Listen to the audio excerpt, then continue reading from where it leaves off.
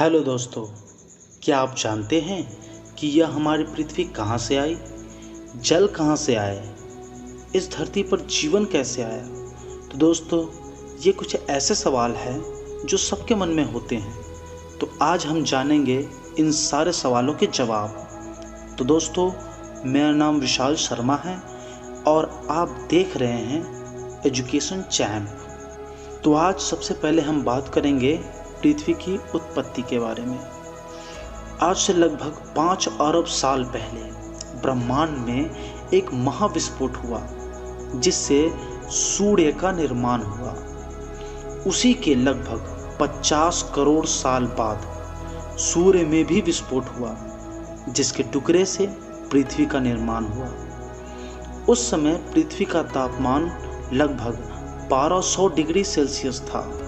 मानो पृथ्वी पर आग की नदियां बह रही थी जहां जीवन उत्पन्न होना असंभव था। लेकिन समय के साथ पृथ्वी ठंडी होती गई। तब इसके भाप हल्के होने के कारण बादल का निर्माण किए और इन बादलों में लाखों सालों तक बारिश होती रही जिससे बड़े बड़े समुद्र का निर्माण हुआ। और इन्हीं समुद्र में सबसे पहले एक कोशिकीय जीव के रूप में अमीबा का जन्म हुआ, जिसमें समय समय पर बदलाव होते गए और सख्त खोल वाले जीव घोंघा, केकड़ा इत्यादि के रूप में बदलकर उभयचर जीव बन गए, जिसका सबसे बड़ा उदाहरण आप मेंढक को देख सकते हैं, जो जन्म के समय जल में रहता है और धीरे धीरे वो जमीन पर रहना सीख लेता है। तो ऐसे ही विभिन्न जीवों में बदलाव होते गए और नए नए जीवों की उत्पत्ति होती गई। ये नए जीव आकार में बहुत ही बड़े थे। इसमें डायनासोर प्रमुख थे।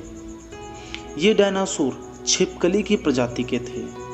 उस समय डायनासोरों की संख्या बहुत ही अधिक थी, लेकिन शायद कुदरत को कुछ और ही मंजूर था।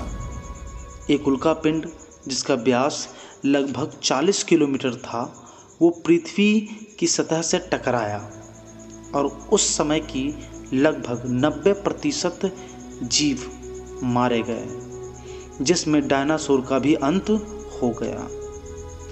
ये घटना के बाद जब पृथ्वी की स्थिति धीरे धीरे सुधरने लगी, तब फिर से उन बचे हुए जीवों में बदलाव शुरू हो गए।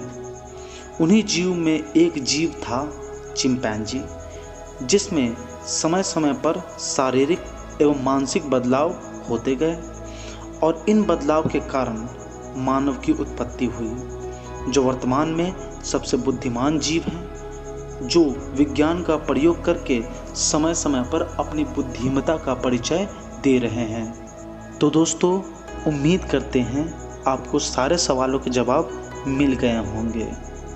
अगर आपको ये वीडियो पसंद आता है तो इसे लाइक करें, सब्सक्राइब करें और अपने दोस्तों के पास शेयर ज़रूर करें।